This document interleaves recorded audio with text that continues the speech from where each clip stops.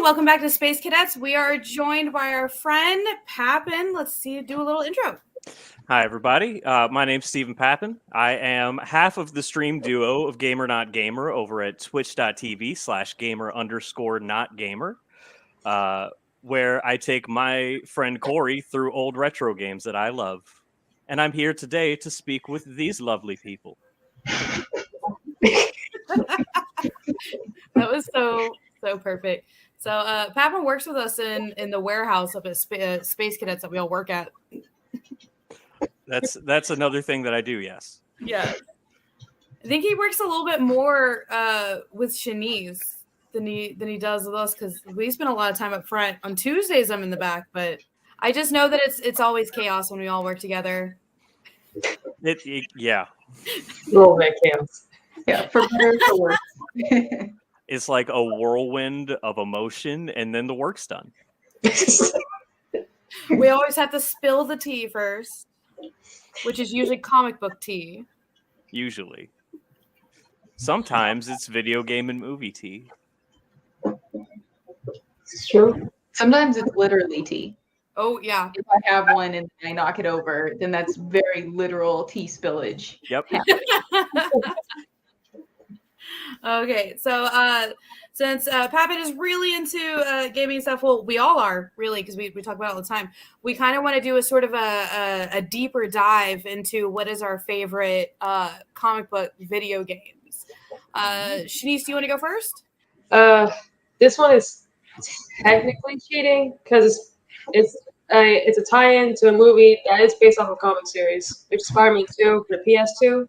That's my favorite superhero game, and it's great. Like I just love it. It's because you have Bruce Campbell as a narrator. The swinging is still very fun. It still holds up almost 20 years later, well, all over 20 years later, which I hate saying it out loud. And like the pizza missions, they're fun. I still play the music sometimes when I'm just reading. It's kind of a bop. I feel it. Yeah, but I can talk about that game for a long time. But I'm sure, Pappin, want to share it? All right. So a video game that I like based off a comic book, One Piece Pirate Warriors 3. It takes the story all the way from Romance Dawn to Dressrosa, and you get a real feel for all the fighting. But my real answer would be probably the new Spider-Man game that came out a couple years ago with the Miles Morales expansion that came out with the PlayStation 5. Those, much like Spider-Man 2, have great swimming mechanics, an amazing story. They redid the character model for Peter Parker because of a debacle with the likeness of the voice actor, and that was a little bit jarring when I played Miles Morales. But yeah, that game is incredible. It made me feel a feeling, and I didn't know what to do about it. So I drank a Monster, and I listened to really loud music until I could forget. So they made the character look less like the voice actor? I think that's the case. He looks a little... He doesn't look like Tom Holland, but he looks closer to Tom Holland than he did previously. Oh, okay. Wonder why they changed it. I read an article about it, but that was a year ago. So I don't remember. It kind of like bummed me out a little bit because the old model, it looked like a mashup of all 3 live action Spider-Man actors, which I thought was on purpose. Yeah. But I don't know. It was jarring to see the new character model. It still And works. the only thing that I'd say that game has over Spider-Man 2 is it's got more J. Jonah Jameson in it. Okay. You can never go wrong with more JJJ. Definitely. I also love how they've used the same actor for all the movies. He is the perfect from panel to screen portrayal of any character I've ever seen. So they have to.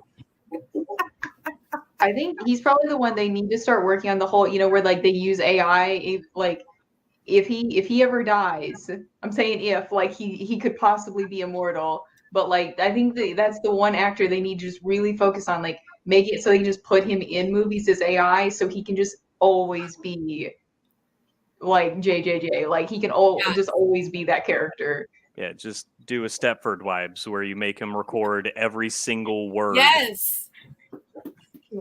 Go make him read every single Triple J panel ever written, every single one, and then they'll just have everything they need of him yelling for the future. Yeah. But let's throw this same question. I'm going to throw it over to Jenna. Oh, okay. What's yours? So everybody knows my favorite one is Gears of War, but I feel like I've talked about it a lot. Yes, in previous videos. So I have to say my second favorite one is probably Injustice. I really like how they made that sort of like a different storyline. And we had kind of touched on it before in comics, and then they were like, oh, big storyline of this, and then they went into the comics and made its own comic. But I loved being able to fight everybody in Mortal Kombat style. Yeah, that was so much fun. And then the second one I haven't got to play a whole lot of. I've got to play some of, but I still go back to that first one, and I will still pick that Harley Quinn storyline where I don't know if it's a spoiler for everybody yet or not because it's been many years, where Harley comes back, she marries the Joker smashes her face with cake, and she kills him. And I'm like, that is the best. That is the best. So good. I don't know if they all did, but all the ones I remember are all of the little like side stories where you could play through as like one character through like 10 fights and you got like that whole story. They all ended in like either a lot of death or like significant death. Like that just always was it like, but it was really cool because it was like a story, but with like giant dramatic fighting style death at the end of it, guaranteed. So guaranteed. I like that one too. Like it was seriously Mortal Kombat style, but like less bloody. Mm-hmm. I like that they balanced out the evil Superman by bringing in the good Superman. Yeah. I mean, I guess that's one way to do it. Did the Batman in that universe not have a contingency plan? Because I thought all the Batman across all the universes did. And that was the only thing I was like, wait a minute, no, Batman would have a plan. Well, and I think Joker think that was a good idea to do to Batman with Lois Lane. Like, I think that that Batman may have had a contingency plan, but I don't think he was ready for Superman to have a backup contingency plan. Definitely. And that was probably one of the worst things I've ever seen the Joker do. Like killing a pregnant Lois Lane while making Superman choose between the world and Lois. And you're just like, oh, his wife or the world. Like that was no cool. I'm going to stand up for my boy Joker right now and say that he did not kill her. He just put the dominoes in place for her to die. Superman's the one who killed her. Wow. He flew her into space. Oh my God. That's all because of the Joker, though. Like, it's the Joker's fault. Yeah, I mean, in a court of law, the Joker would probably be convicted. My God. Oh my gosh. With a side of Harley, because Harley was part of it. Yeah. She was an accomplice. She was in the room when it happened, yes. And she did nothing to stop it. No. Okay, what about you, Bean? What was your favorite game? Well, I kind of wanted to ask you real quick, like, because Pappin and Shanice both talked about like favorite Spider-Man games. Like, what is your favorite Spider-Man game, if you have one? It was on GameCube. Are you talking about the Spider-Man 2 on GameCube? Yes, that's what it was. Yes. And what's crazy about it is I had actually forgotten about that game for a little bit, and then Jay was like, "Where is it? I know we have it," and we can't find it. And I'm like, "Oh my god, I freaking loved that game. Why can't we find it?" We've tore apart half the house looking for it, and I feel like probably on our next day off, we're gonna tear apart the other half of the house and just be like, either the one on 360 or the one in GameCube. We have them both somewhere. But so yeah, it's driving me a little crazy. Yeah, I think that was. I don't think that's my. I think the Spider-Man 2 for GameCube was is probably like my second favorite of the Spider-Mans, because I think my favorite was the one that came out a couple of years ago, like the new one. Yeah. Just because I enjoyed that one, and it reminded me of my absolute favorite of the like comic book video games, which is I'm gonna say Arkham Asylum. Batman Arkham Asylum is my favorite. Like the very first one, like was just so good. And I love the whole series, but I think the first one was just like when that one came out and like playing it was just I don't know, at least I had never seen anything like that before. And the fighting system was just so fun. And you could just play that game forever and it never got boring, like exploding bad guys and like just like the flow of where you would just like go between all the enemies and like constantly just like bam, bam, bam, bam. It was just so fun. And like the combat in the new Spider-Man game really reminded me of that same like good feel. So oh my god. Yeah. But and I loved when they got into like Batman Arkham City, like all of the side missions, because I also really love open world games. Probably I have a very short attention span. And I like to be like, what's that? Zoom. I went over there now. I jumped off. It's Spider-Man 2, so I can wait until I'm 10 feet above the ground and then be just like shoot a web and be fine. So. Oh my gosh. Can you guys remind me, which of the Batman games was it where you had to like basically climb a building with like the Batmobile? That would be Arkham Knight, right? Yeah, Night Oh, So, yeah. I don't know why I get the games like they all kind of like blended together because I think I played them all in one weekend. So now I'm like, wait a minute, which one was which? Oh no. All I know is because of those games, one thing that I want more than anything is in the new Batman movie. It doesn't have to be a plot point. I just want in the background for Robert Pattinson to just have a pile of Riddler trophies. Yes. Oh man. Yeah. Just as the movie goes on, the pile just gets a little bit higher. Yes. That would be awesome. That has to be a request for all Batman movies in the future now. Just hide them around the set. Yeah. And then the audience gets to find the Riddler trophies. Ooh. It's like right next to the giant penny. And the T-Rex statue. Yes, it has to be in between them so that way you can see how tall it gets. Yeah. And then the explosive bat-shaped gel. Yo, I love that. He didn't even need to make it in the shape of a bat. That was purely just for him because no one was going to see that. Nobody. It was unnecessary. And I actually like thought of that when I was watching Peacemaker.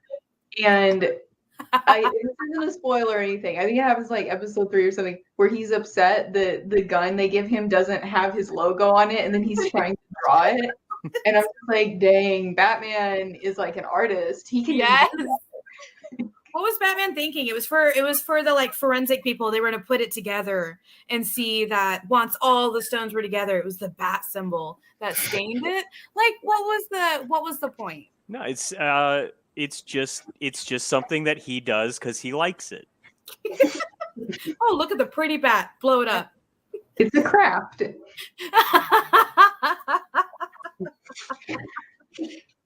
Yes. Oh my gosh. It's his version of the Stussy S. I don't know what that is. Shanice knows. Oh, come on. You know. Oh my god. Is there a way to throw images in the chat? It's the little like diamond S, yeah? Yeah. Yeah. So you do like the like 1, 2, 3, 1, 2, 3. Oh, yeah. And then you draw the lines. Oh my god. I know what you mean now. Yeah. You see, you guys, everyone's seen it. It made its way across the universe before the internet was even hugely popular. It was the original NFT. It was the original NFT. You're right. I have guys, I have to get off the call. I have an ugly ape to draw now. Oh. And make sure you put the S in it. Oh, it's just going to be the S, but it's going to have the eyebrows or like the brow ridge and the gorilla lips. That is perfect. Yes. Oh my goodness. Well, like and the producer like puts pictures in afterwards. So yeah, I mean you're gonna have to draw that now so that we can put it up. And then we're gonna put it on shirts, and it's just gonna say Space Cadets across the back. There's our shirt right there. Ooh. But no, it says Space Cadets on the front, but the S in the first S is just that S. Oh my god. Oh, no. That's happening. Yes. Look for the next Space Cadets con. Sick merch drop, guys. Don't. I'm just taking a white shirt and just drawing that on there with Sharpie. We've lost Shanice. Oh man. What's a comic book that would make a good video game? Ooh. Like,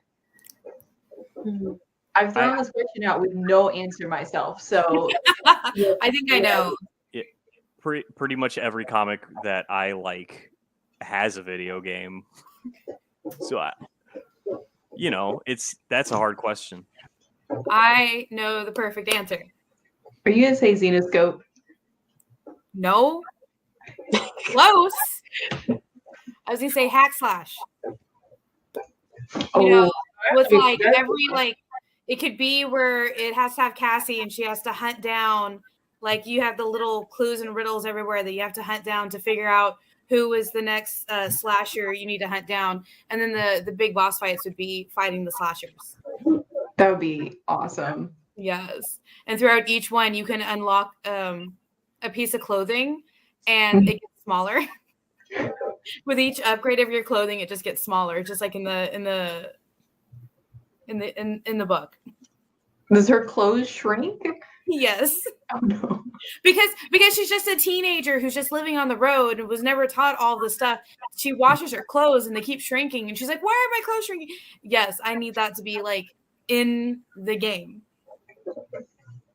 Okay, I respect it. Shanice, what's one you would want to see as a video game? I would actually now that I'm actually like thinking about it, I would really like to see a Black Widow stealth game. Ooh. Like Assassin's Creed style. Assassin's Creed, Splinter Cell. Like I'm kind of surprised that it hasn't happened. So I think it'd be fun. Just like flashbacks to when she was younger, or something. I don't know. Like I can't think of like a good stealth game a stealth game that I've just lost my mind over in recent years. I don't know. I think Widow Gear. I'm down. Take my money. Yeah, I'm trying to think of a good stealth game recently too. I don't know. Maybe they're just like out of fashion right now. I don't know. Actually, the new Pokemon Legends game that just came out has a lot of stealth elements in it. Really? Yes, because you're trying to catch Pokemon, and it's easier to catch them if they're unaware of you and you get them from behind. You're just kidnapping them? Yeah, I mean, yeah. You're not. It's not kidnapping. It's research. Okay. Oh no. You're From researching behind, them. you say. From behind. It's a total switch because you're the one sneaking around in the tall grass ambushing Pokemon. It's kind of like a revenge fantasy in a way. All right, so we're gonna make a Black Widow game with the stealth elements of the new Pokemon game. Let's go. Instead of throwing Pokeballs at Pokemon, you're throwing bullets at humans. Oh man, Speechless. Take my money. that's awesome. Cut the check. Give us our money, Marvel and Pokemon. Let's do this. Just picture them as very small and very fast Pokeballs. Just shooting across the screen. Well, with that, I see the producer up here asked for feelings on the Lego Marvel DC games. I love all those Lego games. I They're- love them all. They're all solid. Yeah. Does anybody remember the early Lego? I think it was the first Lego Batman game where they didn't talk at all. They were just like, oh, ah. Mm.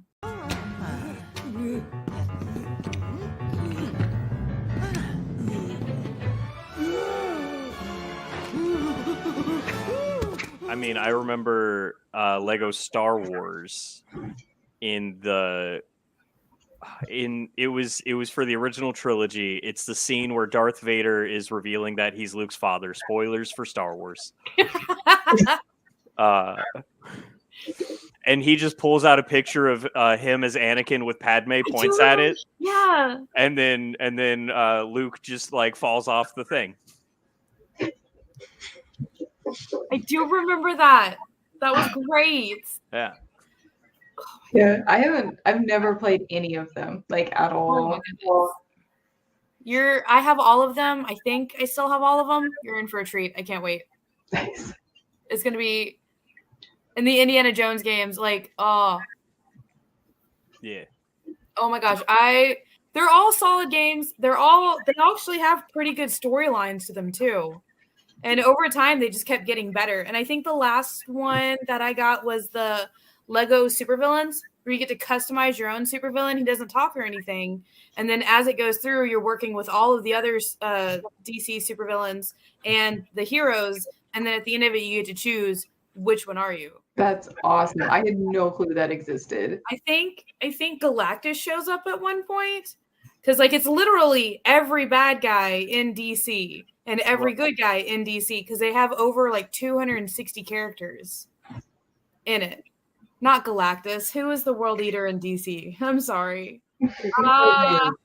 Darkseid? Maybe. I think you're right. Yeah, because he has the beams. The beams. The Mega Beams, yeah. Yes, thank you. I'm Yeah. sorry. I just remember him trying to eat the planet, and I was like, oh, Galactus, no. I did come up with an answer for Bean's question from earlier. Okay. VR Daredevil game. Ooh. What? I mean, where you pretty much see it's just like a pitch black screen, but if you tap stuff and like you make sound, it like does the echolocation. That Okay. would be awesome. yeah. And I mean, I don't know how replayable it would be, but that's why it's VR. VR games, you're meant to just like put it on, play it for the novelty, and then put your VR headset away and never pull it out again. It's a very sound $700 investment. Well, I mean, you could always the game could always have it where like the trash can moves to the other side. Sorry. Doug's cone caught the table. Oh no. We didn't suddenly have an earthquake in Texas. But I feel like on that one, what they could do is like every time a player plays, it could be like things are moved. Yeah. And that would give it more replay, I think. And then it could be like Phoenix Wright, where sometimes you're Daredevil and you're fighting crime. Sometimes you're Matt Murdock, and you have to be a lawyer now. Oh no. That would actually be like fun as VR, and I'm imagining it's like a regular game too. I don't know. As our resident Daredevil expert, Denise, do you approve? See, I was actually like, it sounded like Black Widow. Daredevil was going to be my second, not as VR though, but like, you know how in the Arkham games where you have like a little like a night vision, and it's like in blues. I would actually like to see that like for Daredevil. Maybe just have like echolocations, just like you know how like in the comics you see like the lines like this book. It would just be like a series of lines. Yeah. And I do like you get to play as Daredevil or as Matt Murdock, because I would like to see Matt just take in court. I think it would, at the risk of Jenna yelling at me again, be fun. Especially if a giant green lady just shows up. Yeah. It's She-Hulk again. Ooh, and you have to, and she's like the prosecutor, and you're the defense attorney. Just and you have to prove that your client is innocent. And she keeps throwing stuff at your head, and you have to keep dodging it. I know you're Daredevil, just throwing stuff. It would be quick time. And then, like, in the core scenes, everything it will be just like big time. And your client is Dr. Doom? Oh my God. I thought Daredevil only was with witness for innocent people. The crime that Doom is being committed of in this instant, he is innocent of. We'll call it Lawyer Adventures with Daredevil. So I do actually really love Shanice's idea of like how the base gameplay would go, and to like expound upon that a little bit. Say like you're chasing after somebody and they cut themselves, and so you have to follow like the blood scent. Ooh. Right? Like lines. Yeah, so it's not just his good hearing, but it also incorporates his other senses. Okay. Yeah, that'd be cool. That like I know in the Ben Affleck movie they really only did like the echolocation stuff, but in like with the Charlie Cox in the TV series, there was a couple times where he's like, "Oh, your wound opened. I know because I could taste copper in the air, so I know that there's fresh blood." Yeah. It's just like, "Oh, okay, that's neat. That'd be cool." So now instead of just VR, we need something that's a whole headset that can give you like smell and taste. Yeah. Take my money.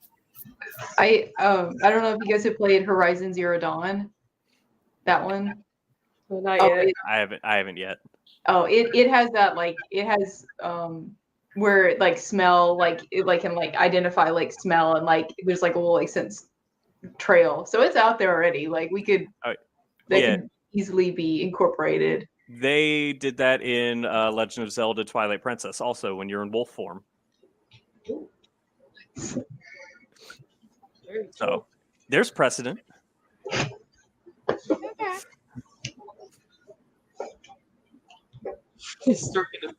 I'm trying to remember. It's been a long, long time. I don't know why I'm drawing a blank on this. I'm just like, I don't remember that. Oh, for Twilight Princess? Yeah. When you become Wolf Link and they're just like, it's how you track the ghosts. Oh! By scent. Okay. Yeah. My brain's connecting dots. So we're just going to take a quick break to try and warm up because it is very cool here in Texas, 31 degrees, and I need to get a blanket. So we'll be right back after a quick commercial break. Bye, guys.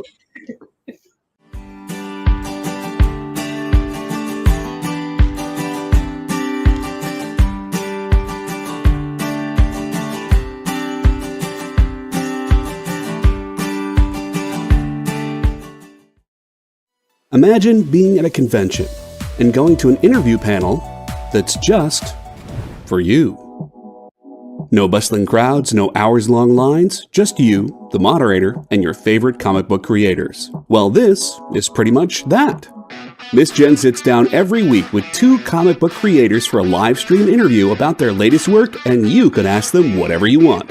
It's Talking Shop, Mondays at 5 Eastern on The Experience, Comic Culture and Sales.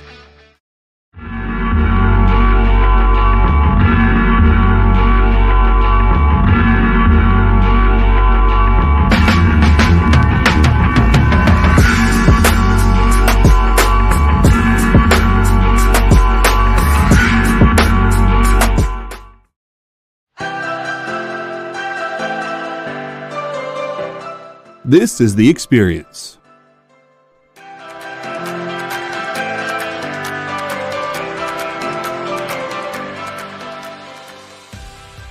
Good afternoon, everybody. Hey there, hi there, hello there. You're as welcome as can be. Hi, I'm Nancy McCann. Welcome to Friday Night Live on The Experience. Welcome everybody, it's Fat Jack's Comic Crypt. Brendan, Al, Jason, hanging out. There I am. Welcome back to Kicking It with Henry, folks. I am your host, Henry Kumpa. It's great to be here with you guys. So we are going to talk about books that are in stores this week. Hi, everybody, and welcome to Mishmash. Hello, and welcome to the Black Comics Universe, presented by Peep Game Comics. And you gotta love it that the first people in the minute to skim it are creators. Up, everybody! Welcome to another Wednesday Warriors. My name is Joey Galvez, and this is my pal Ambrosia. Hey, everybody! Welcome to Space Cadettes. Hey! What's up? Welcome, everyone, for another episode of I Must Ask You a Question. Hi, everybody! Welcome to Nerd News Now. Hey, this is Rex. Welcome to Comic Collectibles. Hey, hello, all you happy people. Welcome to the Dan Wickline Show. Hi, everybody, and welcome. Is the crazy show that we do on Thursdays called What's in the Box? What's in the Box? Comic Culture and Sales.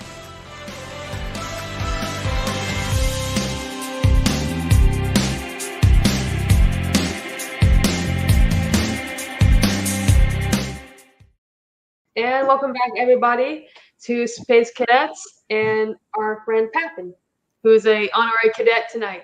So I'm going to ask Bean, I guess, the questions that we answered earlier. What is a comic book that you would love to be turned into a video game? I was trying really hard to think of one of the cool indies that I read, but a lot of the ones I read wouldn't translate well. So I'm going to be a little boring and just pick another Marvel superhero, which is Iron Man.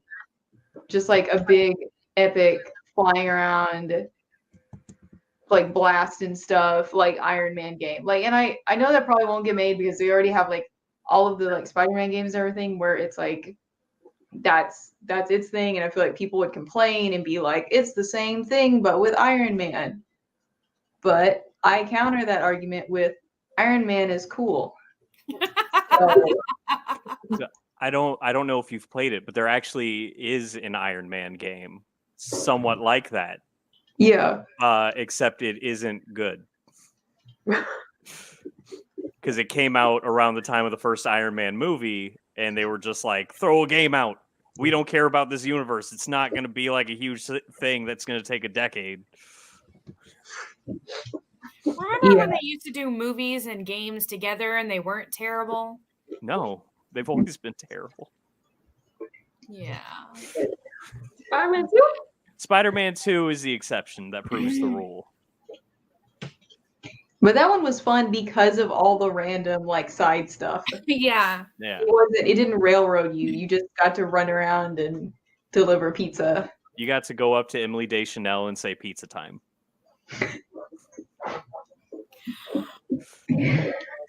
Every time I watch that scene, I forget that that's her. Yeah. I don't remember that. But I probably didn't know who that was when I was playing it. That's right. It's Bones. Oh. Bones from the hit show Bones, starring David Boreanaz. I think I only watched that show maybe like once. I don't think I've ever watched it. It starts really good. I think it's one of those where it's like the two main characters are supposed to hook up forever, and then they also do crimes. Well, I guess spoiler for a show that's not on the air anymore. At one point, they do hook up, and that is kind of just where the show. It's like. Is that where it should have ended? Yeah. Okay. Alrighty. Unless you guys have anything else to bring up, I think it's time for Pick of the Week.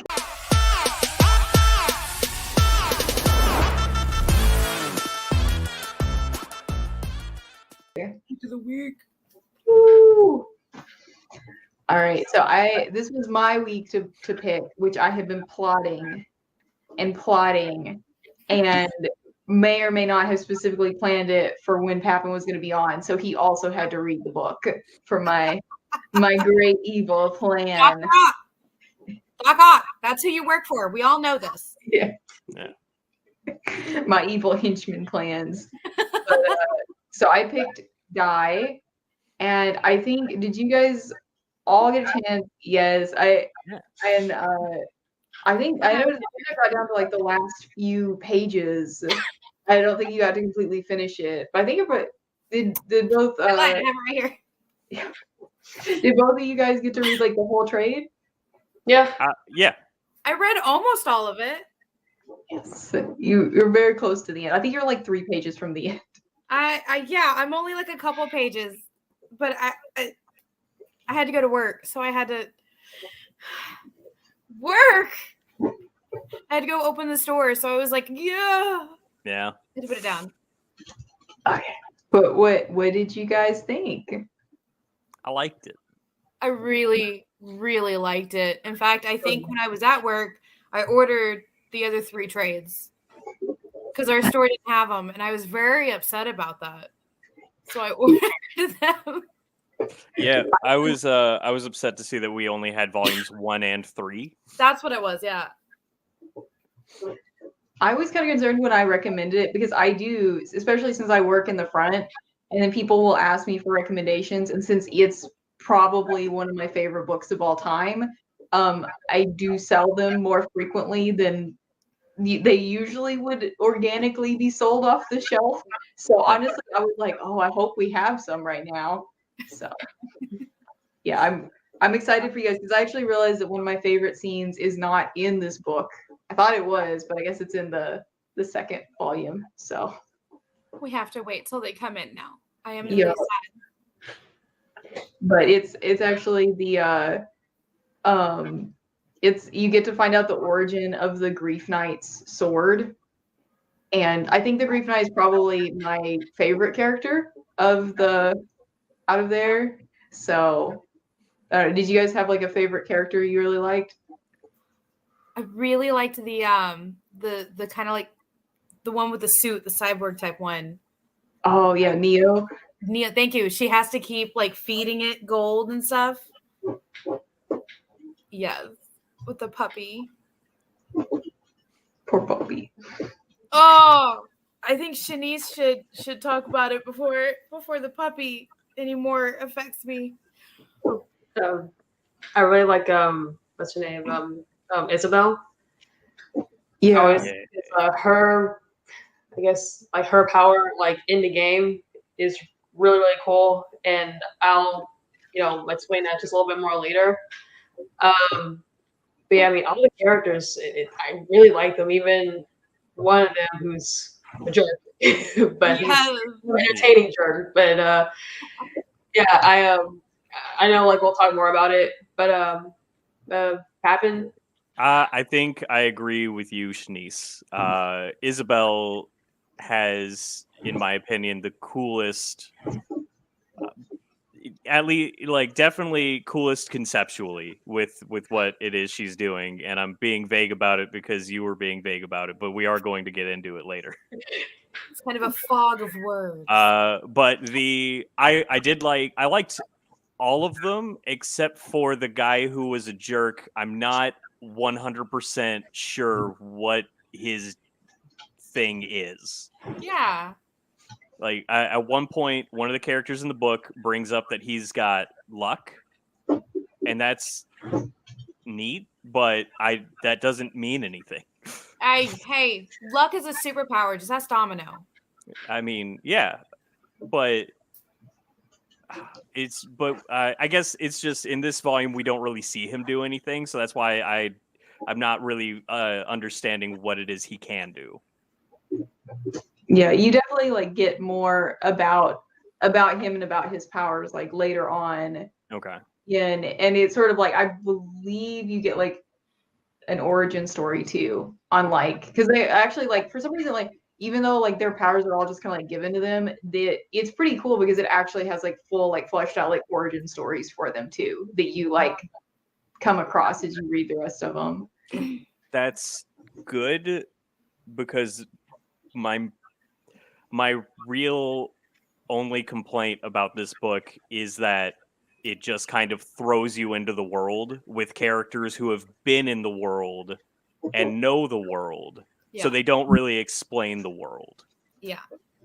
Which, and for me, just in this first volume, I just was like, man, I really wish like all these places look cool and everything seems cool. But the characters are way ahead of me, the reader, and I feel like I feel like I should know all this stuff, but I don't. Yeah, where it was kind of like when the knight shows up and she has to speak the words to like release him, and he has to get his eyes back. I was like, so where did they meet? Like what? Like obviously during that 2 years that they were there, but like. And then they were also talking about how much the Game Master had changed everything. And I was like, I don't know what it looked like before. I'm sorry.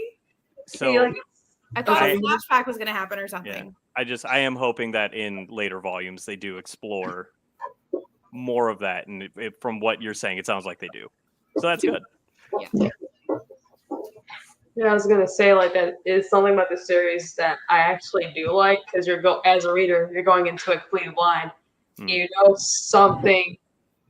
A lot of things happen. Like there's some tension between Ash and Isabel, and you're like, what happened? And I won't spoil it because this happens in the second volume. But then you're like, oh, okay. Now I understand why there's some, and it is heartbreaking. Like and. Something that I like as you're like once I like went through life again, it's because you're like, okay, so what's the deal about this world? What's the deal about this one? And you're like, okay, I know it's going to be explained, but I want to know it now. But it to me, it's the way that Nye does it. I think it does it well because because you do find out fairly quickly because I think it's like a 4-volume series, I believe. Yeah, it has. Issues. Which, by the way, I love the way that they did that on the back with the triangle. Yeah, I like that. That's cool. I didn't notice that. Yeah, Cool. Like the unfolded dice design is like all over the book and all inside of it. Because my opinion of this book was it is a great part 2 to a story, but I really wanted to have watched part 1. Yeah. But I understand that they're trying to tell this specific story, and so I need to just keep going with it. And I'm sure that because it's really just like world building for me. It's just like I like a good fleshed out world, and this world feels like a good fleshed out world.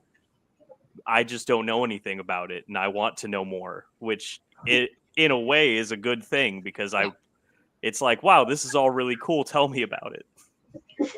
I think that was probably part of their plan was like you get thrown in and then people get invested and then they want to read the rest of it, which has worked because you are like, where's the rest of it? Yes. Yeah. I was like, as soon as I got to work, I was like, order this now. They're also henchmen of Doc Ock. You know, we all work together. We're all doing our Wait a minute. plan. Wait a minute. We work for Lex. Remember? We get benefits. I'm sorry, man. We had a whole discussion about who we would be if we were villains, and they both signed up to work for Lex Luthor because of the good benefits. Yes. Well, who would be for henchmen? Me and Shanice picked Lex because we get like probably a 401, good benefits, good healthcare, healthcare and benefits for our spouses and families. And she picked Doc Ock because good research. Yeah. I'd go with Dr. Doom because everyone in Latveria actually seems to be having a pretty good time. Oh. He's good to his people.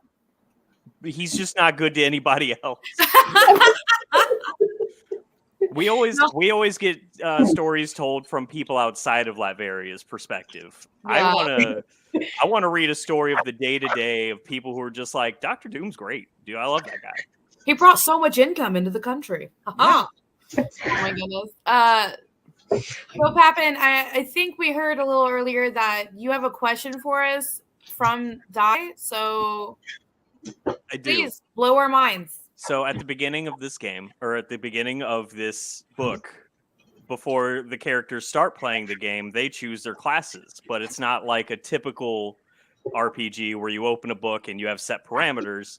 They're all just like, I want to do some wacky, crazy stuff. And then the DM's just like, well, here's your class. I'm gonna name it, and you can do everything you just said.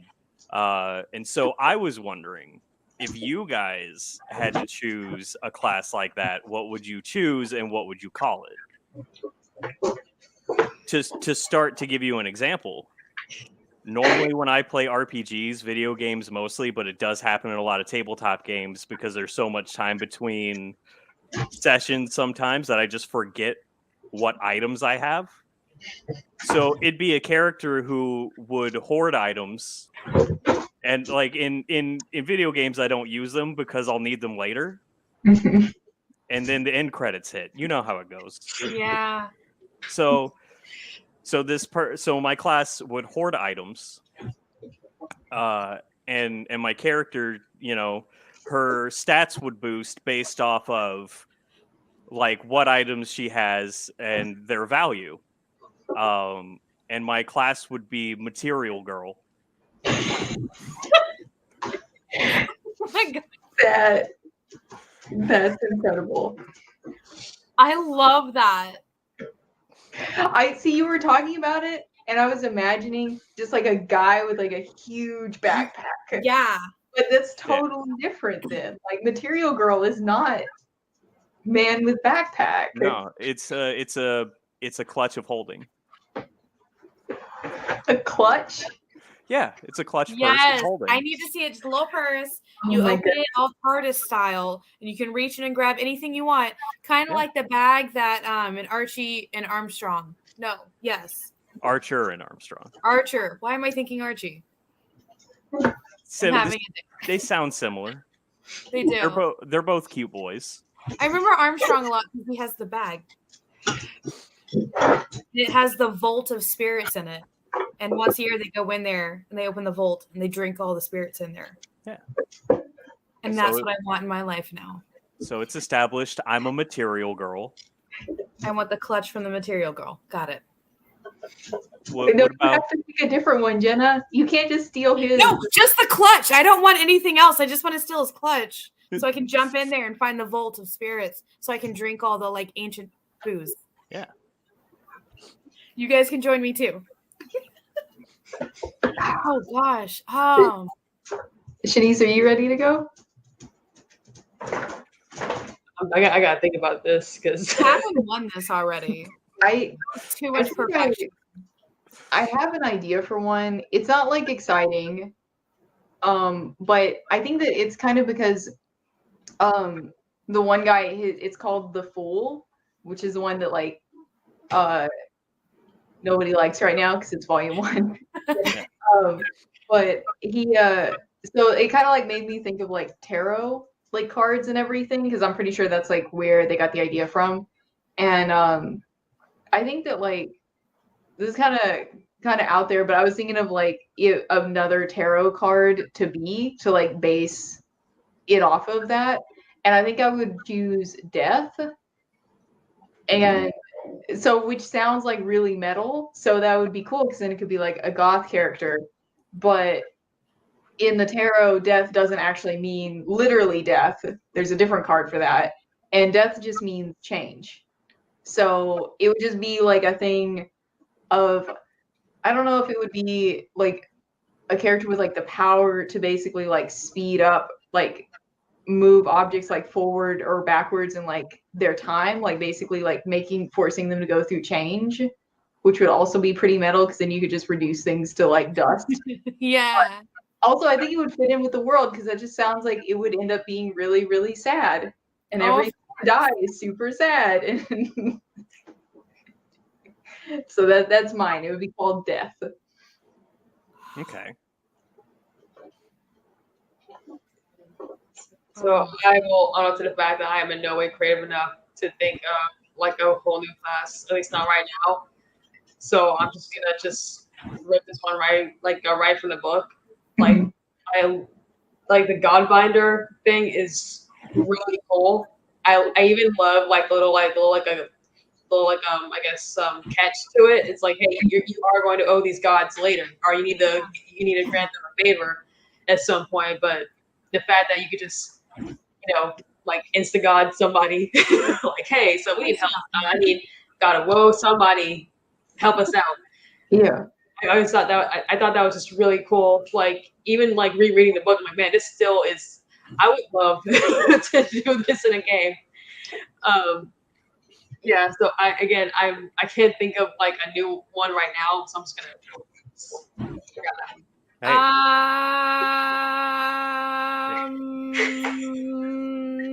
So I have an idea, but I don't know how to like put it out. Okay, so okay, I've got an idea. It's a vague, really rough one. Don't judge me. So I grew up kind of like farmer, biker, like kind of hard style, right? Mm-hmm. I've bitten a lot of people because that is just what you do as a bartender when your baseball bat's already been broken at the beginning of the night to put somebody in their place, and they reach over and try to grab you, so you just bite them, right? I kind of wanted to. So I kind of wanted to be like I feel like it would work in the world of Die, kind of the same way like Neo's would. I could just be like smart and be able to just like command other dead things and bring them like along as like my people, but at least once a day I would have to eat flesh, so that would kind of like to balance it. So it's like a zombie, but not really a zombie. Okay. I don't know. That's just, I feel like that would be me in the world of Die. Yeah, that's so gross, and I love it so much. Oh my gosh, I'm so sorry. But it's just like I would have to eat like somebody's hand at some point because there's no enemies around. Otherwise, I would turn full zombie and try and eat like my party. And then if I do get that, that's cool. I can bring all the dead things back to life around me and have a zombie horde. Your class name could just be something cool like Devourer. Oh, or the Maw. The Maw. Yeah. Oh my goodness. So that was a lot of fun picking classes. Maybe someday we'll have to get together and do like a game or something. Yeah. And I will bring my zombie army. So now it is back to my turn for a pick of the week. So I tried to do this one last time. We had a couple of hiccups. That's totally fine. So now I get for both of you, I have volume 1 of the original Grimm Fairy Tales. The original one, when Zenescope first started, this was the first like issues that they ever put out for the original main storyline for Grimm Fairy Tales. Before they had the idea of an overall story arc for it, you get to see it sort of morph into that in this trade. Because it's the first, I think it's the first 5 or 6 issues. And the first like 2 or 3, it's just single stories. And then it picks up at like issue 3. Like you notice halfway, you're like, wait a minute, that's a thing. There's a thing there. And that's when it starts all connecting. And so this is like the beginning of Zenescope, Grimm Fairy Tales. Like just Zenescope period too. So I can't wait for you guys. And I have to, they're very hard to find, the actual main volume 1s of the original storyline, because they have a second storyline going on right now. And you can find a lot of that first trade. So when people type in like Grimm Fairy Tales Volume 1, they'll find that trade before they find this one. And yeah, so I can't wait for you guys to read it. And that's what we will discuss next week. So excited. Yay. Alrighty. I think that's all we have time for today. So first of all, thank you, Papin, for being our special guest. Yay. Thank you guys for having me on. Yeah, it was so fun. And we will see you guys all next week on another episode of Space Cadets. Bye. Later.